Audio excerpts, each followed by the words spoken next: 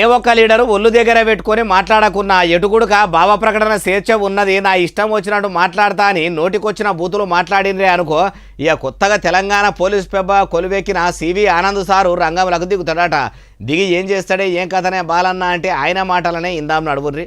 అయ్యా తెలంగాణ పోలీసుల పెబ్బ CV Anand sir ఇక చెప్పుర్రి. ఇప్పుడు నేను ఆల్రెడీ చెప్పాను, ఎక్కడైతే శృతి మించుతుందో అప్పుడే మేము పిక్చర్ లోకి వస్తామని. శృతి మించడం అంటే కూడా ఎట్లనో మీరే మంచిగా అర్థమవుతాడు చెప్పుర్రి సారు. ఇష్టం వచ్చినట్టు బూతులు మాట్లాడి అప్పుడు కూడా ఏం చర్య తీసుకో. మీ పైన వచ్చినప్పుడు కూడా మీరు కంప్లైంట్ ఇస్తే తప్పకుండా స్పందిస్తాం.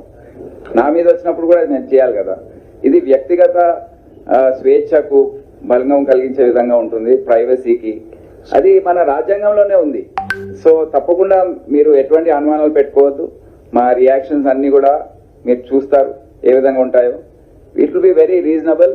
అండ్ మీరు కూడా ఆ వీడియోస్ చూసినప్పుడు మీకు అనిపిస్తుంది అవును దీంట్లో యాక్షన్ తీసుకోవాలని. విన్నారు కదా, సోషల్ మీడియాలో కానీ ప్రసంగాలు చేసేటప్పుడు కానీ ఎవరన్నా అన్పార్లమెంటరీ లాంగ్వేజ్ వాడినా బూతులు మాట్లాడినా పోలీసులు పిక్చర్లకు వస్తారట, యాక్షన్ గట్టిగానే తీసుకుంటారట.